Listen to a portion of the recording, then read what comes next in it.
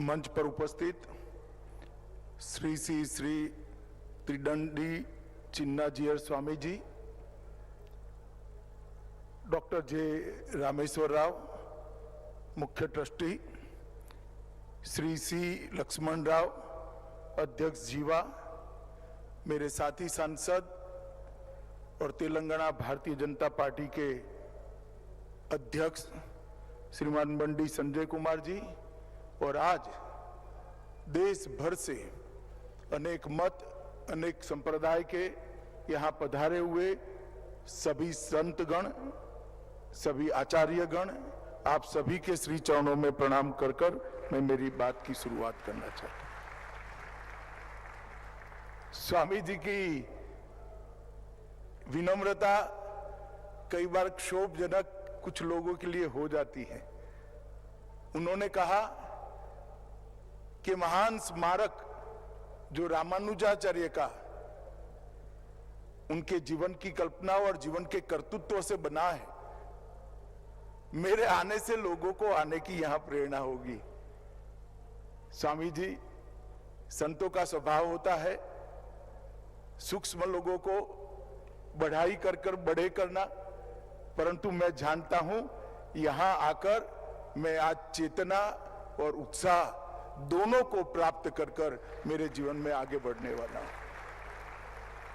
इस प्रकार के जो महापुरुषों के स्मारक होते हैं, वो जिनके अंदर संवेदना होती है, धर्म के लिए, समाज के लिए कुछ करने की प्रेरणा होती है, इच्छा होती है, ऐसे लोगों को अनेक सालों के सालों तक काम करने की चेतना और उत्साह देते हैं।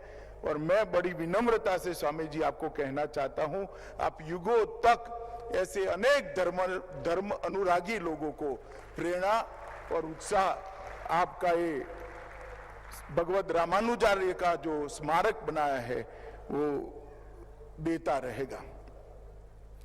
पूज्य संतगण यहां उपस्थित है, मैं इस सबके भी कहना चाहता हूं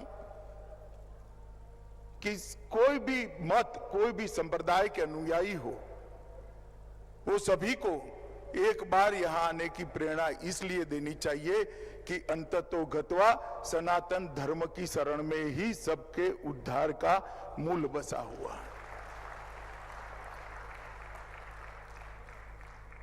रामानुजाचार्य के जीवन के 1000 साल, उनकी सहस्त्राब्दी, इसका इससे बड़ा उनके काम को कोई भावांजलि भी नहीं हो सकती, स्मरणांजलि भी नहीं हो सकती, कार्यांजलि भी नहीं हो सकती। रामानुजाचार्य के जीवन को, उनके संदेश को सब जीव एक समान है, वेदों के मूल वाक्य को उन्होंने समय की गर्त से बाहर निकालकर अपने कर्तृत्व से किसी की भी लिए कटु कुछ बोले बगैर अनेक परंपराओं को तोड़ते हुए समाज के बीच में रखा, उसको प्रस्तावित किया, और आज 1000 साल के बाद भी न केवल भारत, पूरे विश्व को वो संदेश दे रहा है। इस स्टैच्यू ऑफ इक्विटी की प्रतिमा अभी हमारे देश के सम्माननीय प्रधानमंत्री श्रीमान नरेंद्र मोदी जी और दंडी स्वामी जी के कर कमलों से इसका उद्घाटन हुआ। मैं अभी वहां जाकर आया हूं। अगर दूर से देखते हैं तो ये प्रतिमा दूर से देखते ही अद्भुत आत्मा को शांति देती है, चित्त को प्रसन्नता करती है और मन को आह्लाद कर देती है। मगर जैसे ही नजदीक जाते हैं और वो हॉल से होकर रामानुजाचार्य का संदेश देश की सभी भाषाओं में सभी मुमुक्षुओं को मिल पाए, इस प्रकार की व्यवस्था जो स्वामी जी ने की है, उसको ग्राह्य करते करते करते समय निकालकर जब ऊपर जाकर रामानुजाचार्य के विराट मूर्ति का दर्शन होता है, तब मालूम होता है कि हम कितने बड़े महापुरुष को प्रणाम करने के लिए आए हैं। भगवत रामानुजाचार्य ये पूरे देश, पूरी दुनिया के लिए इक्वालिटी का, समता का जो संदेश दिया, वो इस स्मारक के बाद युगों युगों तक न केवल भारत, समग्र विश्व में ये अपना संदेश, सनातन धर्म का संदेश फैलाने का काम करेगा, उसका मुझे विश्वास है। भारत के इतिहास को महाभारत के पहले से लेकर रामायण काल से लेकर आज तक देखे थे, बहुत सारे उतार चढ़ाव आए हैं और सनातन धर्म भी काल की अनेक थपेड़ों को खाते खाते खाते खाते अपनी अस्तित्व को बचाते हुए कभी दैदीप्यमान स्वरूप से, कभी आगे आने वाले स्वरूप में जाने के लिए एक प्रकार से कभी काल बाह्य होने बगैर सनातन धर्म भी इसके साथ ही आगे बढ़ता गया। हमने देखा है सनातन धर्म पर जब जब संकट आया, कोई न कोई आया जिसने सनातन धर्म की ज्योत को प्रज्वलित की, दैदीप्यमान की और एक ज्ञान यात्रा को समग्र विश्व में आगे बढ़ाया है। रामानुजाचार्य भी एक ऐसे ही व्यक्ति थे जिन्होंने शंकराचार्य के बाद एक काम को बहुत अच्छे तरीके से किया। आदि शंकर ने ढेर सारे मतांतरों को एक करते हुए सनातन धर्म की छत्र छाया में देश को एक करने का, एक छतरी के नीचे लाने का काम किया और रामानुजाचार्य ने अपने जीवन कवन से पूरे देश को सनातन धर्म के साथ जोड़ने का काम किया। कई सारे कुरिवाज, कुप्रथाएं कटु विरोध करे बगैर अपने कर्म से उन्होंने बदली। कई बार मैं जब पढ़ता हूं तब मुझे विचार आता है कि सनातन धर्म में ऐसा क्या है कि जिसकी धारा क्षुण्ण रूप से कालबाह्य होए बगैर बह ही जाती है, बह ही जाती है। ऐसा क्या है, इसके अंदर अमृत तत्व क्या है? और कई सारे धर्मों का भी अभ्यास करते हैं। जब तुलनात्मक अभ्यास करते हैं तो नजर में आता है कि सनातन धर्म में मैं ही सत्य हूं, ये जड़ता और अहंकार नहीं है।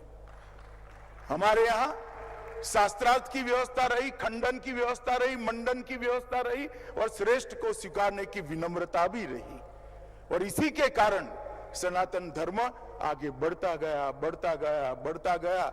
हो सकता है आज ध्यान से देखने वालों को देखे कि हम काफी पिछड़ गए हैं, मगर ये सारे देश के सभी मतों के संप्रदाय के आचार्य यहाँ बैठे हैं।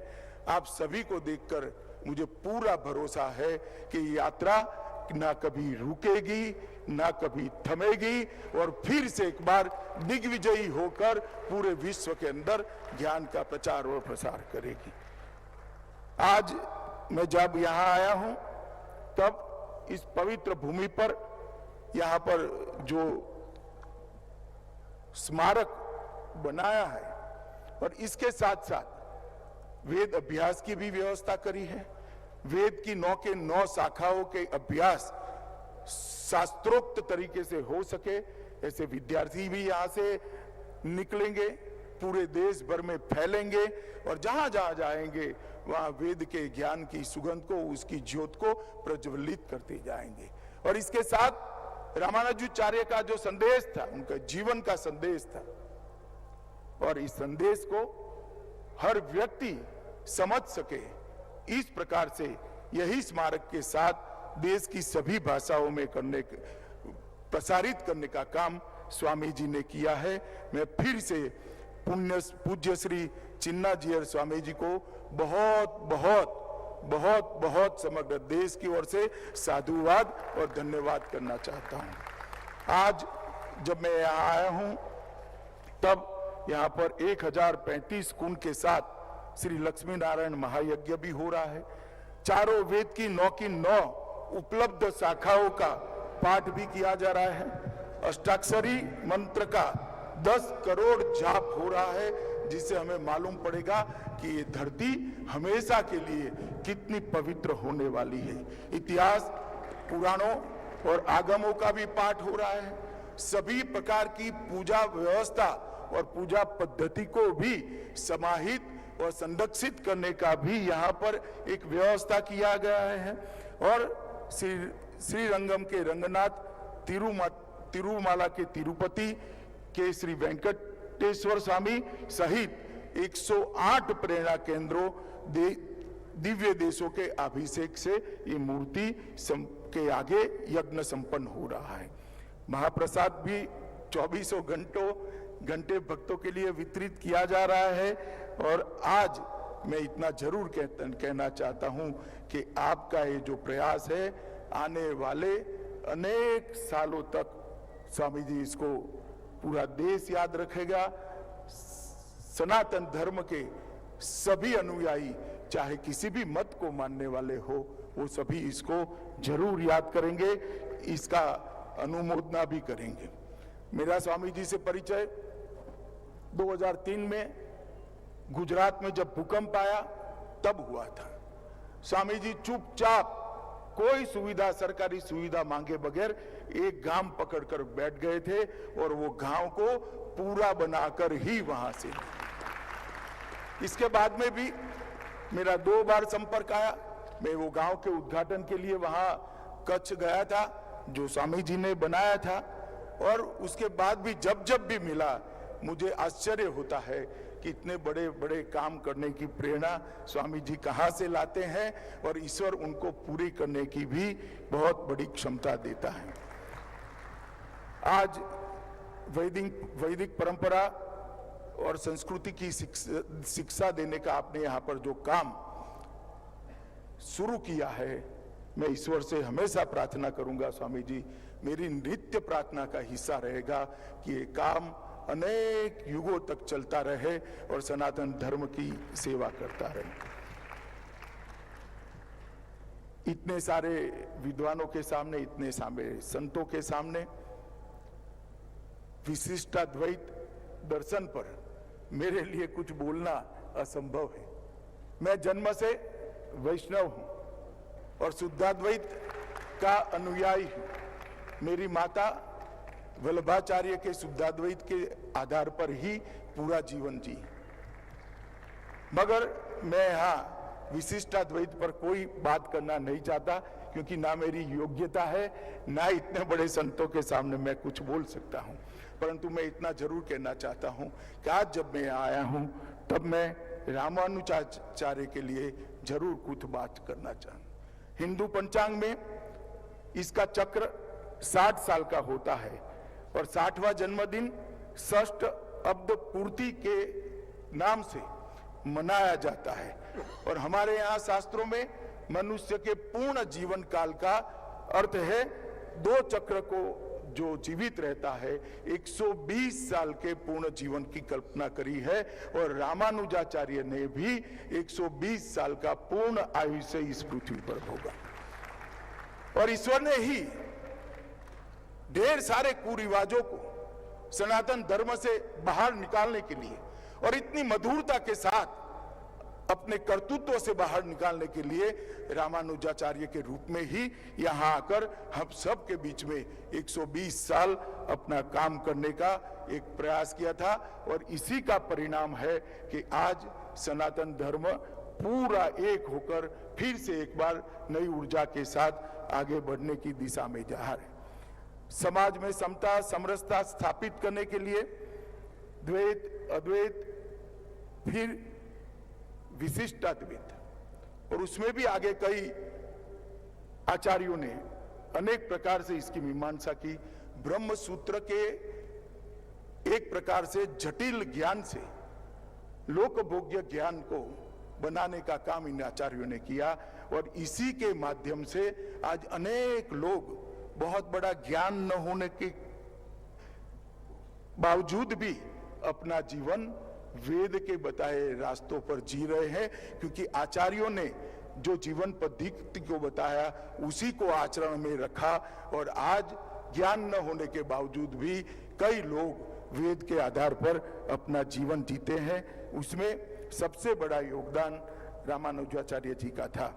आदिशंकर के अद्वैत दर्शन, माधवाचार्य के द्वैत दर्शन और रामानुजाचार्य के विशिष्टाद्वैत के कारण ही आज वैष्णव संप्रदाय ने अनेक प्रकार के जीवों को आगे बढ़ने का और वेद आधारित जीवन जीने का रास्ता प्रशस्त हुआ है। रामानुजाचार्य ने मध्यम मार्ग को व्याख्यायित करते हुए विशिष्टाद्वैत की अवधारणा दी और भारतीय समाज में एकत्व लाने का, स्थापित करने का एक क्रांतिकारी काम किया।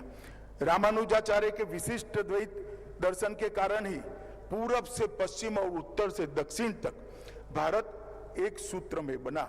कई सारे भक्ति आंदोलनों के मूल ढूंढेंगे तो रामानुजाचार्य के विशिष्ट द्वैत के अंदर ही हमें मिलेंगे। मैं आगे इस पर आपको बताऊंगा। रामानुजाचार्य ने उनसे मंत्र सीखा और मीनार के ऊपर चढ़कर जोर से वो मंत्र को बोले। नीचे आए गुरु गोष्ठीपूर्ण बड़े गुस्सा हो गए। उन्होंने गुस्से के भाव के साथ कहा कि क्या किया तुम नरक में जाओगे। तो रामानुजाचार्य ने बाल सहज विनम्रता के साथ कहा, नरक में जाने से कोई दिक्कत नहीं है, अगर अनेक जीवात्माओं का कल्याण होता है तो मुझे नरक भी पसंद है। और ये कहते ही गोष्ठीपूर्णा के पूरा गुस्सा शमन हो गया और उन्हें एम्पेरुनार मतलब मेरे भगवान ऐसा कहकर रामानुजाचार्य से गुरु ने स्वयं आशीर्वाद मांगे। जातिगत भेदभाव को भी रामानुजाचार्य ने समाप्त करने का काम किया। कांचीपुर्ण एक ब्राह्मणेतर जाति से जब वो उनका शिष्य बनने के लिए गए तब उन्होंने कहा कि परंपरा ऐसी है, आप ब्राह्मण हो, मैं आपको शिष्य नहीं बना सकता। रामानुजाचार्य ने उत्तर दिया, यदि शास्त्रों का ज्ञान केवल ईश्वर की भक्ति की जगह अहंकार और अभिमान लाता है तो ज्ञान मिथ्या है, इससे बेहतर अज्ञान ही रहना ही है। और उन्होंने बाद में उनके गुरु बनने की बात को स्वीकार किया। बाबा साहब आंबेडकर ने भी इसको एक्नॉलेज करते हुए लिखा है, हिंदू धर्म में समता की दिशा में यदि किसी ने महत्वपूर्ण काम किया है और उनको व्यवहार में लागू करने का प्रयास किया है तो वो संत रामानुजाचार्य ने ही किया है। उन्होंने कांचीपुर्ण नाम के एक गैर ब्राह्मण को अपना गुरु बनाकर एक स्पष्ट संदेश पूरे देश में देने का प्रयास किया था। क्षमता के अनुसार भगवान की सेवा करने का सबको अधिकार है। इस बात को उन्होंने व्यवहार से मंदिरों के प्रशासन के अंदर लागू किया और उन्होंने प्रशासन के अंदर कई सारे 20 हिस्से बनाए और 20 हिस्सों में मंदिर की टोटल प्रशासन को बांटकर उन्होंने सब समाज के लोगों को 20 के 20 हिस्सों के साथ जोड़कर सर समाज को मंदिर के लिए कुछ करने का अधिकार देने का काम किया। इससे सारा समाज आज मंदिर के साथ जुड़ा हुआ हमें देखता मिलता है। पूजा के अधिकार में भी उन्होंने समानता का अधिकार देने का काम किया।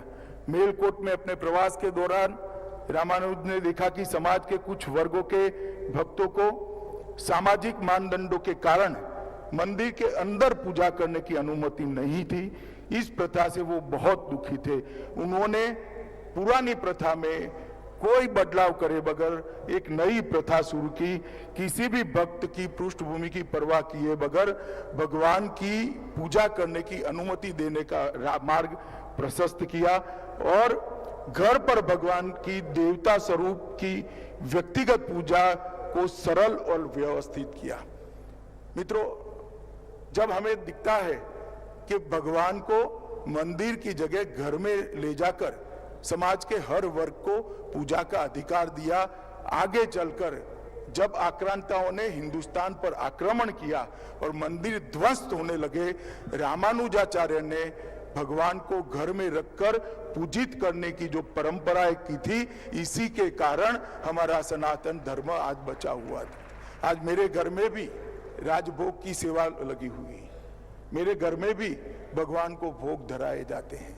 ये बहुत बड़ा काम था जिन्होंने कपड़े से कपड़े समय के अंदर हमारे सनातन धर्म को टिकाने का काम किया और आगे बढ़ाने का काम।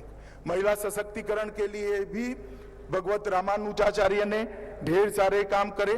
तिरुवल्ली में एक दलित महिला के साथ शास्त्रार्थ के बाद उन्होंने उस महिला से कहा कि आप मुझसे कई गुना ज्यादा ज्ञानी है। इसके बाद संत रामानुजाचार्य ने इस महिला को दीक्षा दी और उसकी मूर्ति बनाकर, एक दलित महिला की मूर्ति बनाकर मंदिर में प्रस्थापित कर कर समग्र सनातन धर्म के अनुयायियों को एक संदेश देने का काम उन्होंने किया। भाषा की समानता के लिए भी उन्होंने बहुत सारा काम किया। संस्कृत भाषा के वेद, वेदांत, भगवत गीता, ब्रह्मसूत्र साहित्य का सम्मान करते रहे, परंतु उन्होंने अजवारों के तमिल छंदों को भी मान देने की शुरुआत की और इसके अंदर भी वेद के ज्ञान को ट्रांसलेट करने का काम किया। रामानुजाचार्य ये दोनों भाषाओं को अपनी दोनों आंख मानते थे। इसके कारण ये प्रदेश के अंदर भी आज वेद बचा हुआ है। मोक्ष का अधिकार सिर्फ सन्यासियों को होता था, ऐसी किंवदंती थी। रामानुजाचार्य ने बताया, अगर छोड़ना ही सन्यास है तो अपने जीवात्मा की रक्षा जो ईश्वर पर छोड़ देता है, अपने जीवन को, अपने भाग्य को ईश्वर पर छोड़ देता है, वह भी सन्यासी है और उसको भी मोक्ष का अधिकार है। अपनी सर्वस्व ईश्वर को सौंपने वाला व्यक्ति मोक्ष का अधिकार होता है और सर्व वर्ण के सभी पुरुष और महिलाओं को मोक्ष के अधिकार का भी उन्होंने किया। अंत में मैं एक बात कहना चाहता हूं, उनके पूरे जीवन में हमने तो देखा नहीं, ना सुना है, आज ना कोई रामानुजाचार्य से देखा हुआ व्यक्ति इस पृथ्वी पर अस्तित्व में है, परंतु उनके जीवन से इतना मालूम पड़ता है कि बहुत विनम्रता के साथ बहुत सारी कुप्रथाओं को उन्होंने बदलने का काम किया। मगर वो आत्मा के अंदर, उनके आत्मा के अंदर कुप्रथाओं के प्रति विद्रोह का ही भाव था। विनम्रता और विद्रोह दो मिल जाते हैं तो सुधार जन्म लेता है। कुप्रथा को अविवेक करे बगैर अपने कर्तृत्व से बदलना, इसी को सुधार कहते हैं और ये काम भगवत रामानुजाचार्य ने किया है। और आज मैं इतना जरूर कह सकता हूं, मैं देश भर के हिस्सों का मैंने भ्रमण किया है, देश भर के श्रद्धा केंद्रों के अंदर जाकर मैंने मेरा सर्च चुका है। कई सारे संप्रदायों में इसके मूल में जाते हैं तो रामानुजाचार्य का विशिष्ट अद्वैत ही आता है। मैं कुछ उदाहरण जरूर देना चाहता हूं। महाराष्ट्र में वारकरी संप्रदाय के मूल में जाएंगे तो आपको रामानुजाचार्य का विशिष्ट अद्वैत का सिद्धांत मिलेगा। राजस्थान और गुजरात के वल्लभ संप्रदाय में जाएंगे तो भी वो मिलेगा। मध्य भारत, बंगाल और मणिपुर के चैतन्य संप्रदाय में जाएंगे तो उसके मूल में भी ये मिलेगा। और असम के शंकर देव और माधव देव के मूल में जाएंगे, उनके उपदेशों के मूल में जाएंगे तो भी आपको विशिष्ट अद्वैत मिलेगा। एक व्यक्ति ने जो सिद्धांत प्रतिपाद किया, जिसमें समानता का मूल मंत्र था, उसके देश के अनेक हिस्सों में, शायद रामानुजाचार्य अपने जीवन में कभी मणिपुर नहीं गए होंगे, ना आसाम गए होंगे, परंतु गुजरात के एक छोटे से गांव में भी जाएंगे तो आज वल्लभ संप्रदाय के अनुयायी मिलेंगे। आसाम के अंतिम गांव में मैं गया हूं जो बांग्लादेश की बॉर्डर पर है, वहां पर भी शंकर देव के अनुयायी मिलते हैं। और बंगाल के अंतिम गांव में भी गया हूं, वहां पर भी चैतन्य महाप्रभु का कीर्तन करने वाले लोग, भक्ति संप्रदाय के लोग मिलते हैं। स्वामी रामानंद के बारे में कौन नहीं जानता। स्वामी रामानंद जी के 12 प्रमुख शिष्यों में कबीरदास भी रहे। नाभादास जी, सेननाई, पीपादास, सूरदास सहित 12 महापुरुषों की परंपरा भी रामानुज से ही उत्पन्न हुई है। इस परंपरा का गुणगान करते हुए कबीरदास जी ने एक दोहे में लिखा है, श्री नारायण मूल हमारे, रामानुज की शाख, रंगकार में रमता जो की, गुरु रामानंद ने भाग। एक व्यक्ति के जीवन से जो दक्षिण भारत में जन्मा, तमिलनाडु में जन्मा, उसने कबीरदास को प्रेरणा देने का काम किया और कबीरदास ने समाज के सभी निचले वर्गों को उठाने का काम किया। और आज मैं इतना जरूर कहता हूं कि उन्होंने ढेर सारे मैनेजमेंट के लिए भी काम किए थे, मगर इसके बारे में जाने का भी समय नहीं है। आज मैं इतना कहना चाहता हूं, विशिष्टाद्वैत दर्शन और भक्ति संप्रदाय, ये दोनों जब तक पृथ्वी रहेगी तब तक अक्षुण्ण रहेंगे, कभी कालबाह्य नहीं होंगे। और स्वामी जी आपने बनाई हुई मूर्ति भी युगों युगों तक रामानुजाचार्य के संदेश को आगे बढ़ाती जाएगी। और पूज्य संतों और माताओं, बहनों, भाइयों को भी मैं कहना चाहता हूं, ये विधि का ही आशीर्वाद है, विधाता का ही आशीर्वाद है कि जिस कालखंड में स्टैच्यू ऑफ इक्विटी बनता है, उसी कालखंड में राम मंदिर का भी पुनर्निर्माण, भव्य राम मंदिर का होता है।